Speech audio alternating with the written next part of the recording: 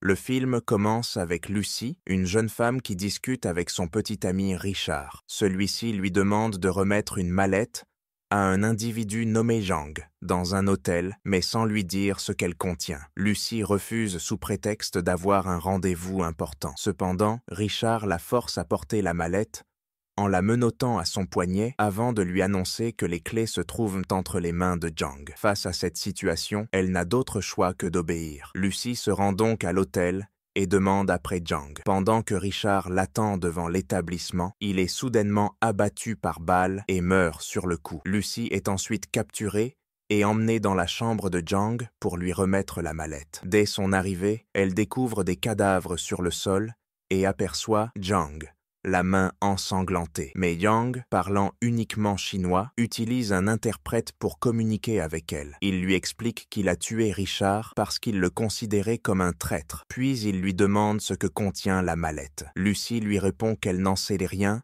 et qu'elle n'a fait que suivre les instructions forcées de Richard. Doutant de ses propos, Yang pense que la mallette pourrait contenir une bombe. Il écrit alors le code pour l'ouvrir sur un papier et demande à Lucy de l'ouvrir pendant qu'il se tient à distance pour éviter tout risque. Lorsqu'elle ouvre la mallette, Lucy découvre des sachets de drogue bleue. Pour tester leur contenu, Jang fait inhaler une dose à l'un de ses hommes. Ce dernier entre immédiatement dans un état euphorique incontrôlable avant que Jang ne l'abatte d'une balle. Jang ordonne ensuite à Lucy d'inhaler la drogue, mais elle refuse, paniquée à l'idée de subir le même sort. À ce moment-là, un des membres de la bande lui assène un violent coup à la tête, ce qui la fait perdre connaissance. La narration bifurque ensuite vers le docteur Norman, un scientifique donnant une conférence sur les capacités du cerveau humain. Il explique que les individus n'utilisent normalement que 10% de leur potentiel cérébral. Malgré ce faible pourcentage, il souligne les incroyables avancées technologiques réalisées par l'humanité, comme les fusées ou les avions. Lorsqu'elle reprend conscience, Lucy découvre des traces de sang sur son abdomen et demande des explications à Jang. Le médecin de celui-ci la rassure en affirmant qu'ils ne lui ont prélevé aucun organe, mais qu'ils ont inséré un petit sachet de drogue dans son ventre pour le transporter hors du pays. Elle réalise alors qu'elle fait partie d'une opération plus vaste. Plusieurs autres hommes, portant eux aussi des sachets similaires, dans leur corps, reçoivent des passeports pour se rendre en Europe et y livrer leur cargaison. Le médecin leur promet qu'ils pourront retrouver une vie normale s'ils accomplissent leur mission. Peu après, Lucy se retrouve enfermée dans une chambre par la bande. Un homme tente alors de s'approcher d'elle, mais elle résiste. En colère, il la frappe violemment au ventre jusqu'à ce que le sachet éclate. La drogue se répand dans son système et affecte instantanément ses organes vitaux. Lucy s'effondre au sol avant de commencer à ressentir des pouvoirs hors du commun. Elle peut maintenant utiliser 20% des capacités de son cerveau. C'est à ce moment que le docteur Norman poursuit sa conférence en expliquant les implications d'un accès accru aux capacités cérébrales. Il pourra contrôler son corps et ses cellules. S'il utilise 30% de ses capacités, il aurait la capacité de maîtriser n'importe qui avec facilité et même de contrôler les molécules de la matière. Maintenant, si son cerveau fonctionne à 100%, il possédera une force incomparable. Bien sûr, aucun être humain n'a jamais atteint ce niveau. Revenons à Lucy. Elle commence à se transformer en une couleur bleuâtre, s'assoit calmement sur une chaise et dès qu'un membre du gang entre dans la pièce, elle le neutralise sans effort, récupère son arme posée sur la table, sort de la pièce, élimine les autres membres de la bande, puis mange leur nourriture avant de quitter les lieux. En sortant du bâtiment, elle tombe sur deux chauffeurs qui discutent. Elle en tue un et menace l'autre avec une arme pour qu'il la conduise à l'hôpital afin de soigner ses blessures. Pendant le trajet, ses capacités sensorielles augmentent à un point tel qu'elle peut entendre les conversations des gens se trouvant loin dans la rue. Lorsqu'elle arrive à l'hôpital, elle entre dans une salle d'opération où les médecins s'occupent d'un patient. En regardant son scanner cérébral, elle comprend immédiatement son état grâce à ses capacités extraordinaires. De manière choquante, elle met fin à la vie du patient devant les médecins, leur expliquant que la tumeur s'était propagée dans tout son cerveau et qu'il n'aurait pas survécu à l'opération. Lucy s'allonge ensuite sur un lit d'hôpital et oblige un médecin sous la menace de son arme, à extraire le sachet de drogue qu'elle a dans l'abdomen. Après cela, elle lui prend son téléphone et appelle sa mère pour lui annoncer qu'elle a changé, affirmant que son esprit est désormais si puissant qu'elle se souvient de tout ce qui lui est arrivé depuis sa naissance, y compris des souvenirs datant de ses 1 an.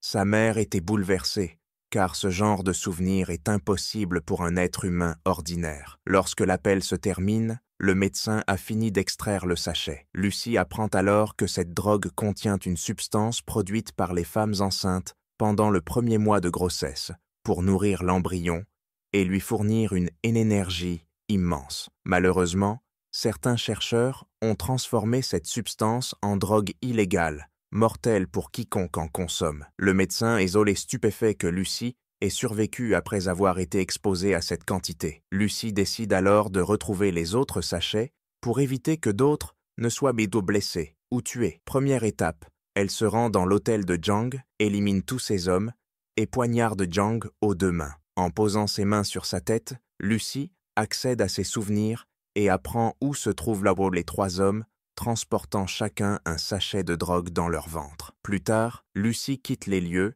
et appelle un policier du nom de Delirio, lui communiquant l'emplacement des 3 hommes porteurs des sachets de drogue. Elle lui conseille de les arrêter immédiatement, car la drogue présente dans leur corps est extrêmement dangereuse et, si quelqu'un en consomme, cela peut entraîner la mort. Ensuite, elle prend un avion pour se rendre là où sont les 3 hommes. Soudain, ses capacités mentales atteignent 40% et une transformation débute. Sa peau commence à se dissiper. Elle court vers les toilettes et constate que ses doigts et son visage disparaissent progressivement. Désespérée, elle récupère le sachet de drogue qui était dans son abdomen, l'inhale et cela restaure temporairement son apparence. Cependant, son corps recommence rapidement à se décomposer jusqu'à ce qu'elle perde connaissance. Elle se réveille à l'hôpital avec des capacités intellectuelles désormais portées à 50%. Sortant de sa chambre, elle découvre que l'officier Delirio et ses hommes l'ont encerclée pour l'arrêter. Utilisant ses nouveaux pouvoirs, elle les neutralise tous sauf Delirio, stupéfait par ce qu'il vient de voir. Elle l'oblige à la suivre,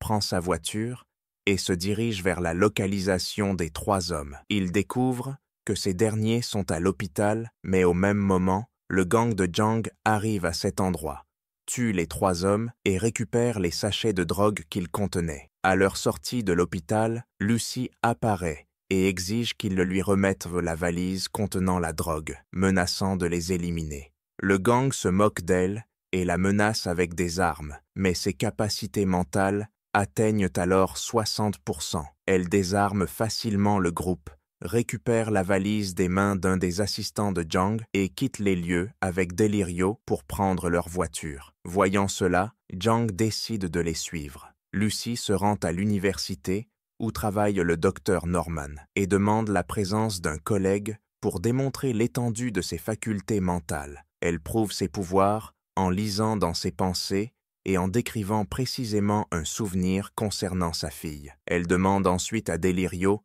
d'assurer la sécurité des lieux, car le gang de Jang est en route. Lucy commence alors à expliquer ses capacités au professeur Norman et son collègue. Elle leur confie également la drogue afin qu'ils la transforment en liquide pour l'injecter à nouveau dans son système. Après l'injection, ses capacités atteignent 70%, provoquant la libération d'une substance noire absorbant l'énergie des appareils électroniques autour d'elle. Sous les yeux ébahis des scientifiques, Lucy aspire tout ce qui se trouve dans la pièce et commence à se transformer. Elle devient blanche comme neige avant de créer une super ordinateur pour transférer toutes ses connaissances et capacités intellectuelles. Pendant ce temps, alors que ses facultés atteignent 90%, Yang et ses hommes surviennent sur place et affrontent Delirio et les forces de police. Un assistant de Yang tire un missile sur la pièce où se trouve Lucy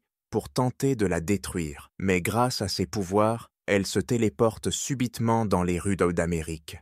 Là-bas, elle manipule le temps, arrête son écoulement et remonte aux époques de préhistorique. Elle observe un homme singe boire de l'eau et entre en contact avec lui en touchant son doigt. Puis, elle voyage dans l'univers, explorant étoiles et planètes, jusqu'à atteindre un niveau de capacité mentale de 99%. Alors dotée d'une connaissance infinie et d'une puissance inouïe, elle transfère toutes ces informations sur le superordinateur qu'elle a créé. De retour dans la pièce, Jang apparaît derrière Lucy et s'apprête à lui tirer dessus. Mais son corps commence à devenir noir avant qu'elle ne disparaisse complètement, alors que ses capacités atteignent 100%. Désorienté, Yang tire dans le vide sans comprendre ce qui vient de se produire. Delirio arrive derrière lui et lui tire dessus pour le tuer. Peu après, le docteur Norman découvre une clé USB émergeant du superordinateur conçu par Lucy contenant toute sa connaissance. Lorsqu'il demande à Delirio où se trouve Lucy, celui-ci reçoit un message sur son téléphone disant qu'elle n'est pas partout. Il réalise alors qu'elle est encore vivante et capable de manipuler les particules constituant son être. Le film se termine sur cette révélation. Si vous avez aimé ce résumé, n'oubliez pas de soutenir notre travail avec un like, un abonnement à notre chaîne YouTube